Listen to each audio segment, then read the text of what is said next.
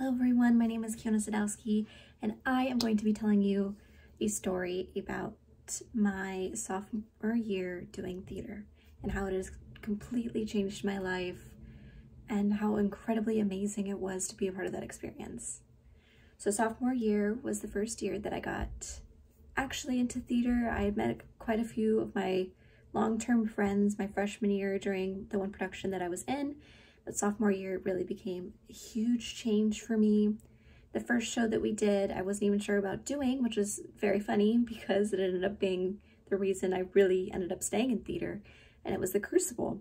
And I had just auditioned just to see what would happen, and I ended up getting a part for a child that just told everybody that everybody was witches and saw them with the devil, Betty something, and it was such an incredible experience, that feeling of getting a role in the first place, a speaking role, first of all, because I had gotten ensemble the previous year doing Beauty and the Beast. It was just an amazing experience being able to scream and run around, and I did get injured a lot during that production trying to run, and I had to get slapped by one person at one point, and I've hit my head on this really short little bed that was made out of wood many times. And through all of that, even though I got hurt and bruised more than anybody in that show, or anybody that year, I think, it was just such an incredible experience. I didn't even care. I was so thrilled to be a part of this theater experience that and that feeling of laughter and clapping and the gasps of the audience when you're performing a piece like that it is a very serious piece. So doing that was just very thrilling. And then we moved on to the next show, which was Anything Goes. And unfortunately, I was too busy to actually act in it because I was getting my driver's license. And so I decided to tech and build sets and paint sets and manage the freshmen who were also teching that year, which was very exciting. It was a lot more work in a different way, but I learned a lot of pieces and I gained a lot of new friends and respect for the people that worked and helped actors build their sets. And during the show, I learned all the music because I would spend so many times listening to the actors sing and dance to these songs over and over and over again.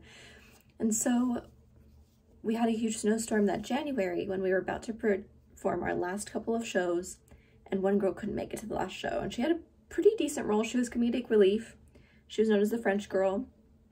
And so they had to have somebody fill in immediately, somebody who knew the songs, some of the dances.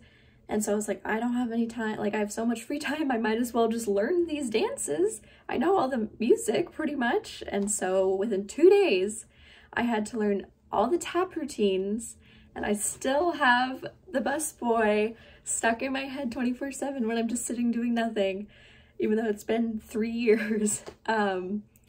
It was an incredibly grueling experience, but once I got to perform it, even though I messed up quite a lot because 2 days is very difficult to learn, 6 or 7 dance routines, I still felt incredible that moment where we do our bows, and I felt so incredibly proud of myself to know all those things, and I gained even more friendships through that, and a lot of people ended up respecting me as well.